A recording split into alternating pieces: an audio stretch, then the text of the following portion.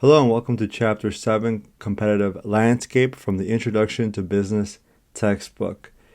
In this chapter, we are going to talk about and discuss what approaches should you take to effectively identify good business opportunities, and where can you find good business opportunities and deal with competition. One of the things about when starting a business is you have to be wary of your competition. You can't make that fallacy or have under the belief that you don't have competition. You do have competition. Every single business in the industry, no matter what industry, has competition. And at the end of the day, your competition is also the buyer's pocketbooks. Why should someone pay for your product or service? But you also have to understand who your competitors are, what's the landscape, is there an opportunity for my business to succeed, and what do I need to do to make myself different?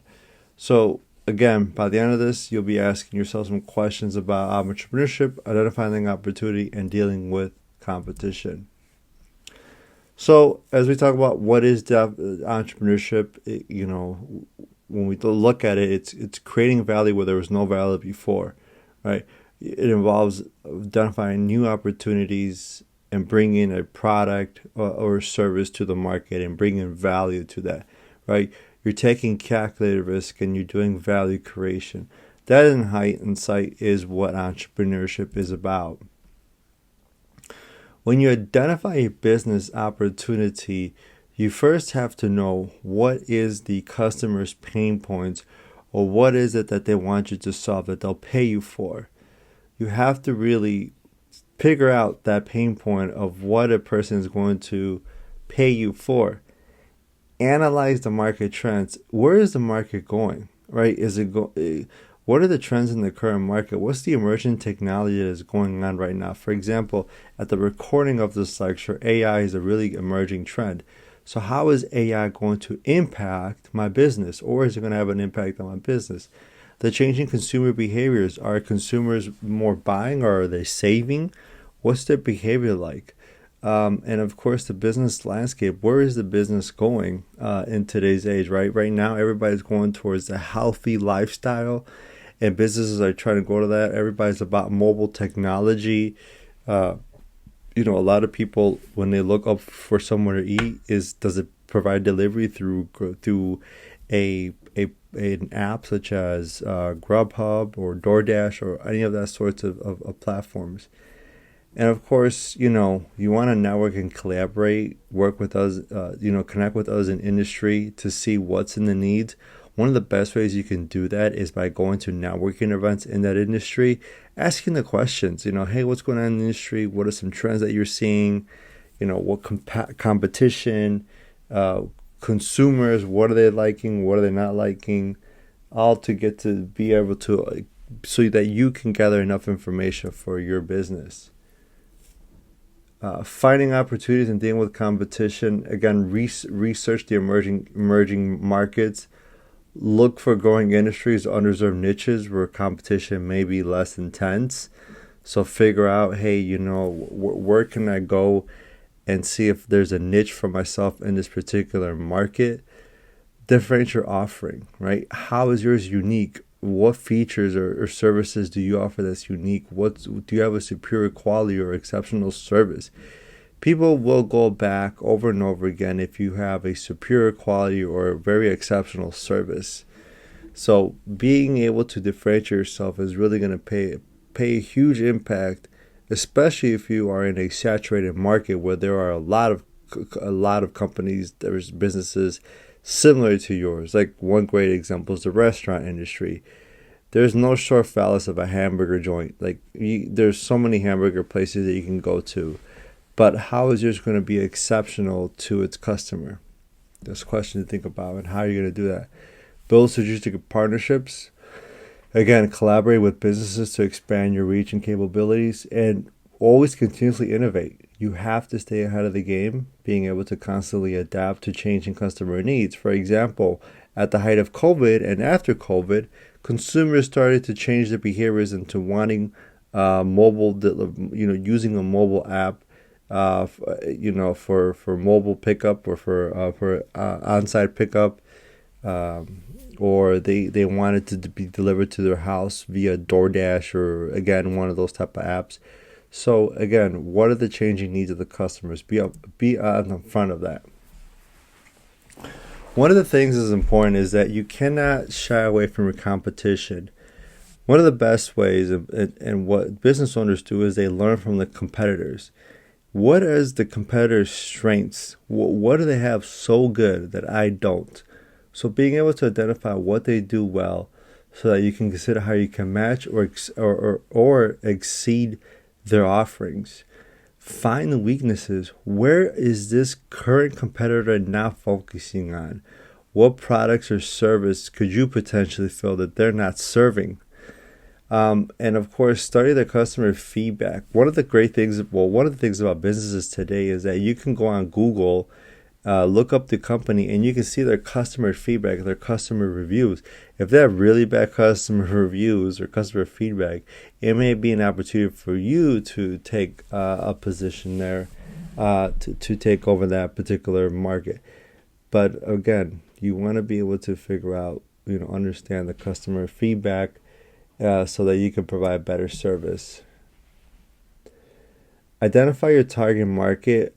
An important part of your business is being able to identify who your target market is. Target market meaning, who is my specific market? You can't, if I ask you who is your potential customer, you can't say everyone. Every product is not for everyone. For example, like if Michael Jordan Nike shoes, right? You can't say, oh, everyone's going to buy them. No, not everyone's going to buy Michael Jordan Nike shoes. Same thing with other products like Under Armour shirts, right? No, not everyone is a customer of Under Armour shirts. So you have to be able to define your target market. Who's that specific customer segment that you're trying to prioritize? What's their demographics? What's their age, their gender, their income level, their education? What's their traits? What's their lifestyle? What's their value? What's their behaviors? And of course, where are they located? Are they in the city? Are they rural? Are they, what particularly are they?